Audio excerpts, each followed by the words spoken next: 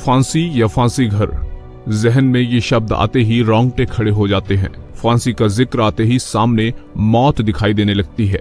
क्या आपने कभी सोचा है कि कैसा होता है फांसी घर, कैसे लगाई जाती है फांसी, कैसा होता है जल्लाद? क्या कुछ मनोदशा होती होगी फांसी से पहले की तैयारियां करते वक्त उस टीम में शामिल लोगों की? फांसी लगने वाले के जहन में मची उथल पुथल का क्या आलम होता होगा? आपके जहन में ये सवाल भी आते होंगे कि आखिर जल्लाद क्यों बांधता है आरोपी के पांव, दोषी का मुंह काले कपड़े से क्यों ढका जाता है, और फांसी घर के पहरेदार ऐसा क्यों मानते हैं कि उन्हें रात में फांसी पर लटकाए गए शख्स का भूत थप्पड़ मारता है? आइए जानते हैं इन तमाम सवालों के जवाब, जिन्हें सुनकर आपके रोंगटे खड़े हो जाएंगे।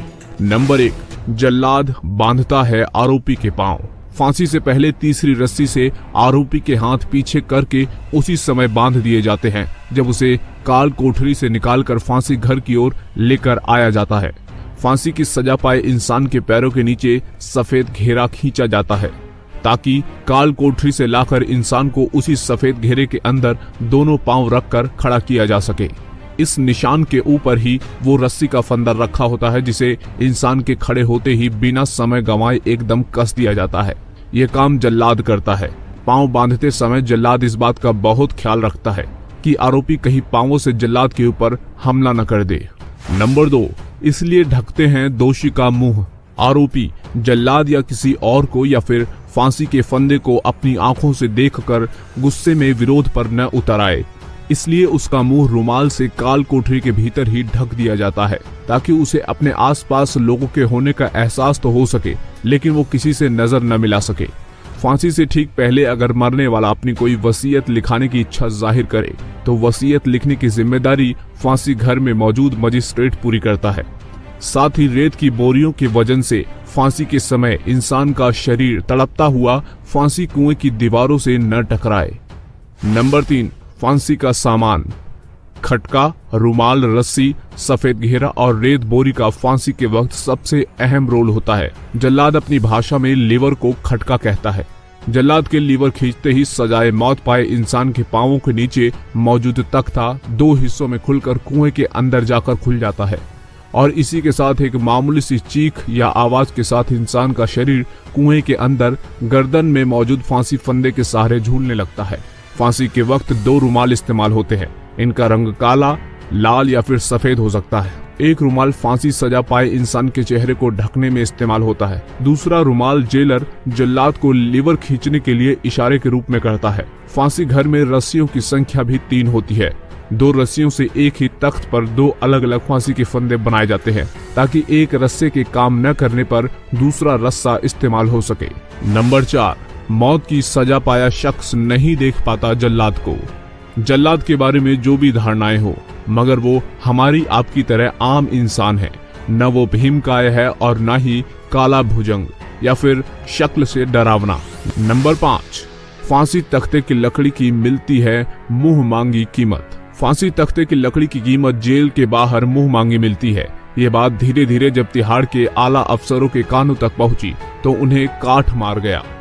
उनके जहन में शंका उत्पन्न हुई कि कहीं चंद रुपयों के लालच में जेल कर्मी फांसी तख्ते की लकड़ी की खरीद फरोख्त में ना पड़ जाएं। इससे बदनामी होगी सो अलग, जेल और फांसी घर के सुरक्षा इंतजामों पर सवालिया निशान भी लग जाएगा। लिहाजा इस समस्या से निपटने का बेजोड़ और स्थायी समाधान खोज लिया गया।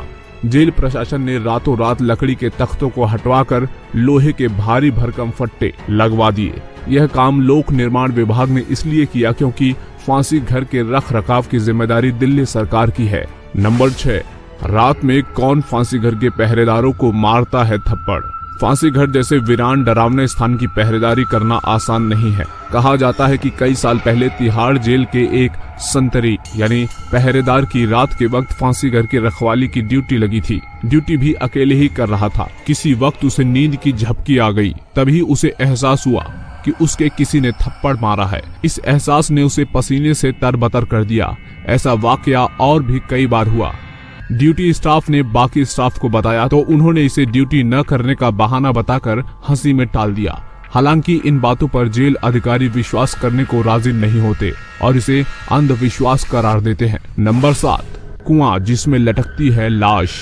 फांसी घर किसी भी सेंट्रल जेल के अंदर एक अलग कोने में ही बनाया जाता है ताकि वो रोजमर्रा की जिंदगी से आम कैदियों की नजरों में न आए। फांसी घर की जानकारी इस हद तक गुप्त रखी जाती है कि तमाम कैदी अपनी सजा काटकर जेल से बाहर चले जाते हैं, मगर उन्हें इसका भान तक नहीं हो पाता कि वे फांसी घर के बराबर वाली कोठरी में ही कैद रहकर आए हैं। जेल की ऊंची 4 दीवारी के बराबर ही उसके भीतर मौजूद दूसरी 4 दीवारी में फांसी घर स्थित होता है। फांसी घर में एक सीमेंटेड कुआं होता है। कुएं में उतरने के लिए 3 से 4 सीढ़ियां होती हैं। गोलाई में बने कुएं के अंदर बमुश्किल 1 से 1.5 मीटर की ही जगह होती है। कुएं के अंदर 2 से 3 आदमी ही एक साथ खड़े हो सकते हैं। कुएं के ऊपर गोलाकार रूप में काठ यानी लकड़ी का तख्ता ढका होता है।